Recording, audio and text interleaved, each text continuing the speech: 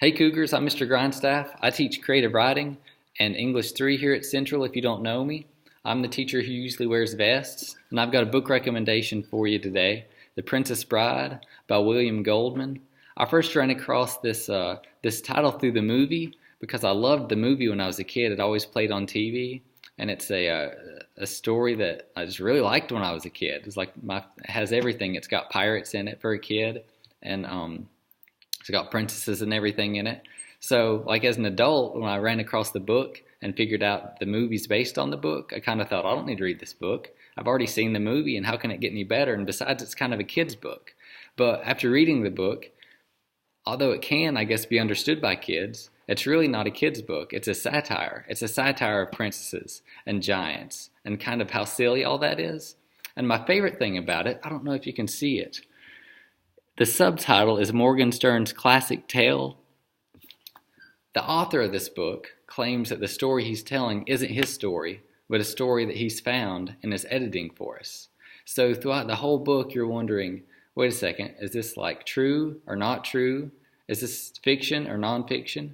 Because the author writes himself, William Goldman, in as a character. And stories like that, the title of them is metafiction. That's like the type of book they are, and they're my favorite book, and that's what made me pick up this book because I heard it was metafiction.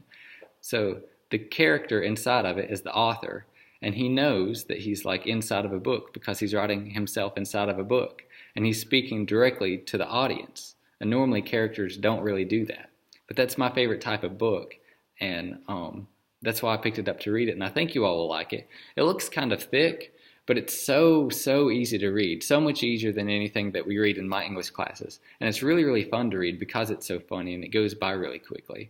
It's got two main stories that kind of intertwine.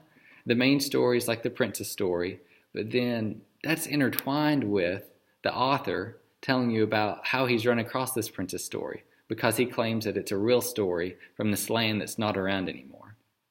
But if you're interested in reading this, just yell at me out in the hall, or go by the library. I know Mr. Infro has some copies of it, or you can borrow my copy, I guess. And it's really popular if you want to buy it. It's at most bookstores still. And this author, if you know the book or the movie Butch Cassidy and the Sundance Kid, which is one of my favorite movies, he wrote it also. So this author was famous for his screenplays and his books like this. But give this book a try.